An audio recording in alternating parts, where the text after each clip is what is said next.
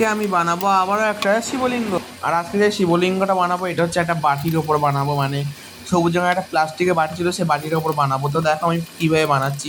প্রথমে বাটির ওপর বাটির ভেতরে কিছুটা শক্ত মাটি, মানে কিছুটা পরিমাণে শক্ত মাটি দিয়ে তার উপর একটা রুটির চট বেলে লাগিয়ে দিয়ে সেটার ওপর থেকে আবার একটা গোল রিং করে বাটির যে ধার আছে সে ধার বরাবর বসিয়ে দিলাম।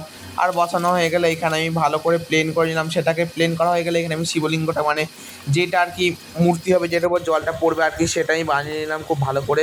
সেটা বানানো হয়ে গেলে আমি একটু ফিনিশিং করে নিলাম। ফিনিশিং টাচ দেওয়ার পর এখানে আমি মানে মহাদেবের সাপটাকেও করে নিই আর কি। মহাদেবের সাপটা করা হয়ে গেলে দেখো আমি কী করে করছি। সাপটা করা হয়ে গেলে সাপটার গায়ে যে কাটা কাটা দাগগুলো ছিল সেগুলো করি। আর সাপের মুখটা বানাতে, মানে সাপের মুখটা বানাতে আমার খুব অসুবিধা হয়েছে। তার জন্য 10 বার ভাঙছি, 10 বার করছি। তো দেখো কেমন হয়েছে অবশ্যই জানাবে। আর এতদিন ভিডিও আসেনি কারণ হচ্ছে আমার শরীরটা একটু খারাপ ছিল, ওর জন্য। তো আবার নিয়মিত ভিডিও আসবে। তো দেখো কেমন বানালাম, অবশ্যই লাইক কমেন্ট শেয়ার করে দেবে। ধন্যবাদ, আজকের জন্য এতটাই।